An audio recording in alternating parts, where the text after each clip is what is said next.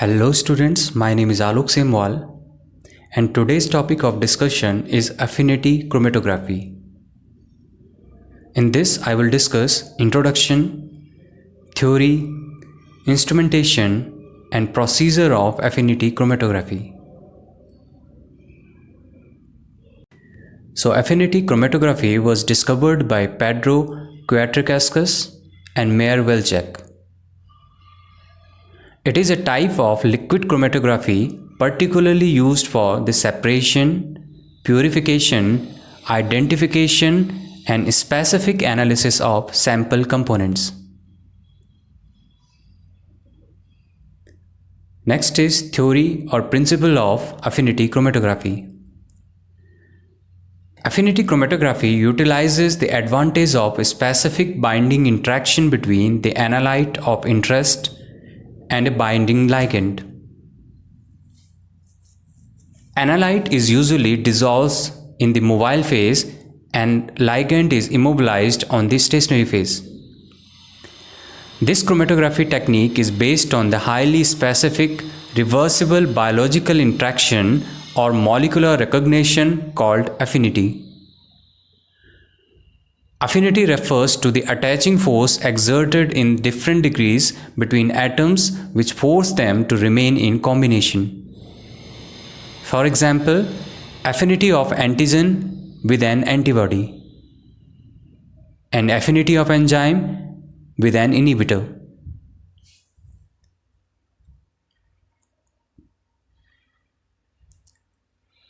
In affinity chromatography, the stationary phase consists of a support medium on which the substrate is bound covalently.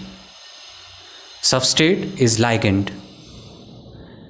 They usually bond in such a way that the reactive groups responsible for binding of the target molecule remains exposed.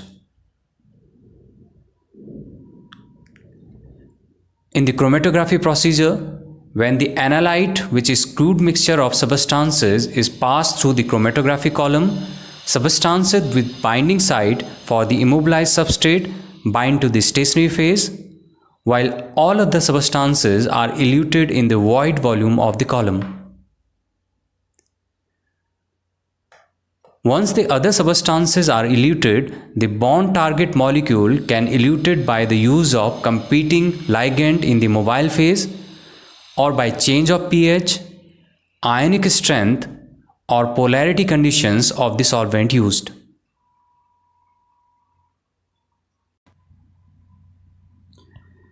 Following picture is showing the complete procedure of affinity chromatography. This is the column used in affinity chromatography. Here these yellow balls are of affinity resin.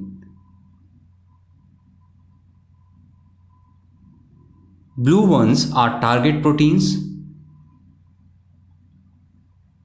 Green, sky blue and purple ones are other components of complex protein mixture. First step is binding, in which ligand bind to the matrix, which is affinity resin.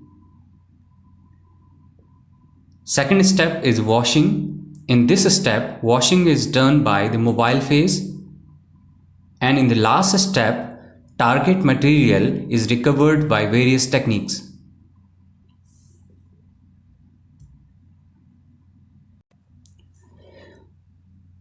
Components of affinity chromatography. First component of affinity chromatography is matrix. The matrix is an inert support to which a ligand can be directly or indirectly coupled.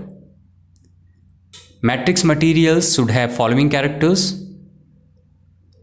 It should be chemically and physically inert. It must be insoluble in solvents and buffers employed in the process. It must be easily coupled to a ligand or a spacer arm onto which the ligand can be attached.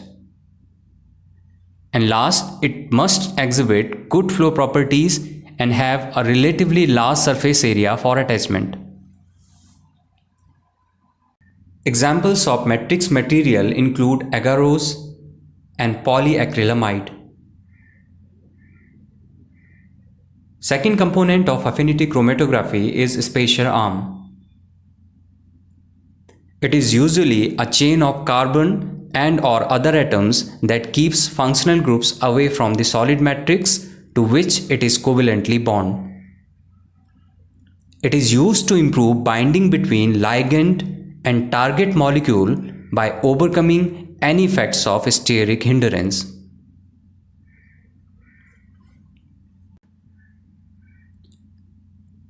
Third component of affinity chromatography is ligand. Ligand is a molecule that binds reversibly to a specific target molecule. Criteria for the selection of the ligand is the nature of the macromolecule to be isolated. For example, when a hormone receptor protein is to be purified by affinity chromatography, the hormone itself is an ideal candidate for the ligand. For antibody isolation, an antigen or heptane may be used as ligand.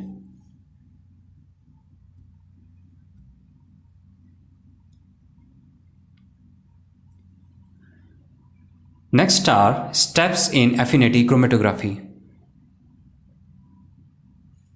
First is preparation of column. The column is loaded with solid supports such as saffrose, agarose, cellulose, etc. After this affinity medium is equilibrated by using binding buffer, the ligand is selected according to the desired isolate and spacer arm is attached between the ligand and solid support. As I discussed earlier in the last slide, spacer arm is usually a chain of carbon and or other atoms that keeps functional groups away from the solid matrix.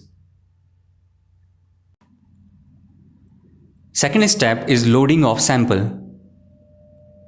In this, solution containing a mixture of substances is poured into the elution column and allowed to run at a controlled rate. Target substances bind specifically but reversibly to the ligand and unbound material washes through the column.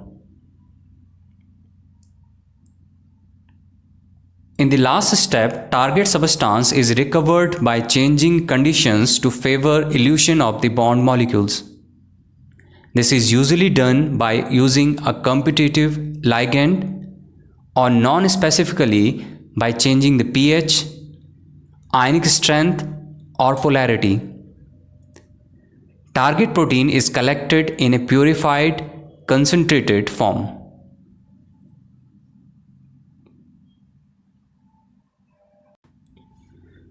Following are the applications of affinity chromatography.